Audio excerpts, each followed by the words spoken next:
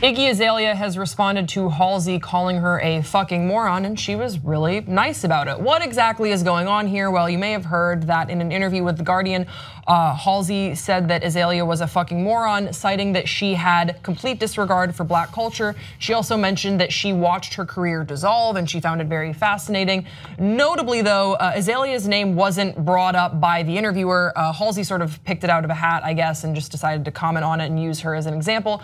Azalea, not one to not respond, did respond. She called into an Australia radio station and she says, quote, "It's a bit weird to bring someone up in an interview that you weren't asked about. I don't know her, I've never met her, so I thought it was a bit strange to just throw that out there. I'm a famous person, obviously, and I know a lot of the time people have opinions and they're not always accurate. I really try very hard not to give my personal opinions about people I don't know. She's young and I hope she learns to be a bit less judgmental. I'm sure she's getting judged all the time as well by people who don't really know her. So I think maybe it would be good for her to just try to be a little more empathetic to other people who are in the same situation." This also comes on the heels of Azalea's album is supposed to be coming out on June 30th, Digital Distortion. But she also said in the same interview that she's confused over the album's release and she's still not totally sure if it will come out on June 30th. I've been kind of following the Iggy Azalea album release thing. I don't know why, but I've been following it closely. Are you a fan?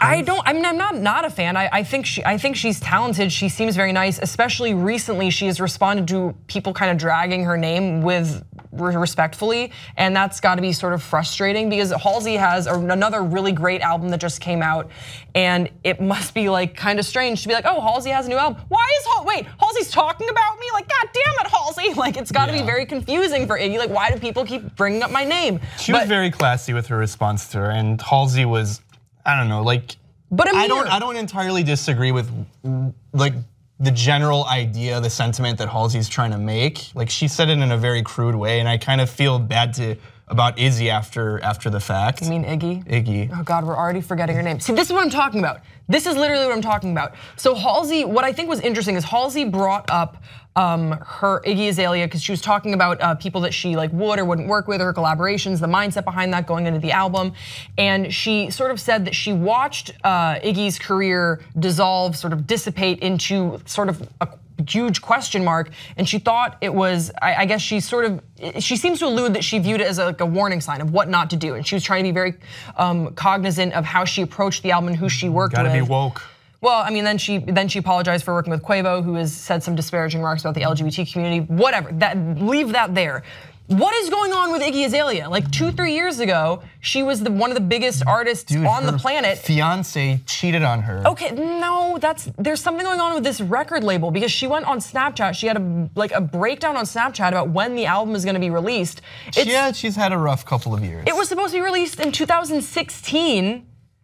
It's just one of those things where I'm like, I think that so many up and coming artists are looking at Azalea's career, which is still a thing, as a cautionary tale of what not to do. So, wow, to me, it's just kind of crazy because we're watching someone who is a superstar get a world tour canceled. She can't get an album released. She became famous doing that type of music, which people it was initially very successful, and then the culture started shifting. We're like, wait a minute, this is kind of weird when you actually look at it. This is like a white chick from Australia, just completely, I wouldn't say like, what did she not complete disregard for black culture, but like she appropriated for sure a lot of black culture.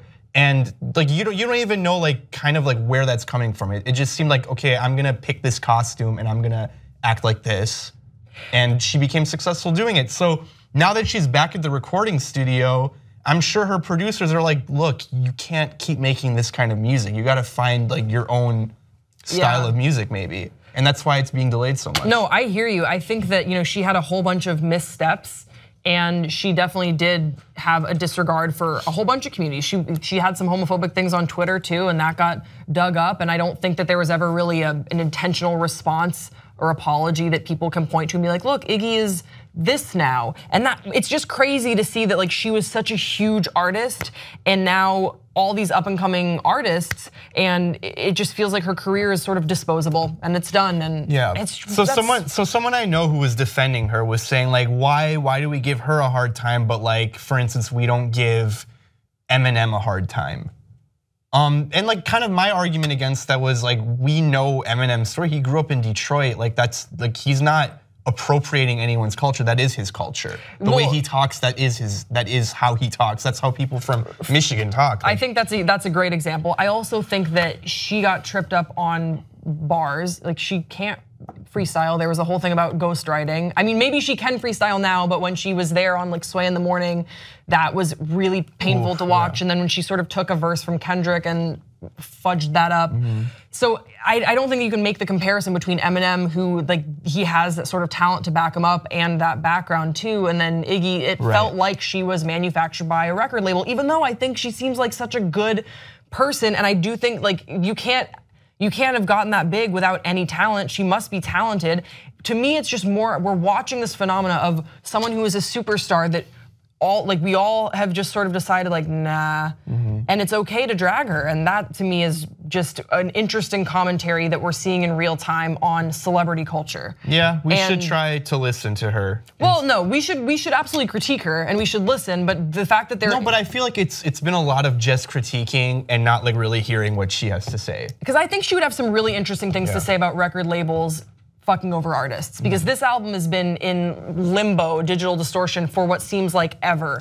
Hey guys, I've been wanting to talk about what's going on with Iggy Azalea for a while, because this album thing is gotta be some sort of a shit show behind the scenes. If you have any information about what's going on, sure, we can talk about it. Please be respectful. Let's all just be kind to each other. Don't forget to subscribe to this channel, and Amir and I will see you next time on Pop Trigger.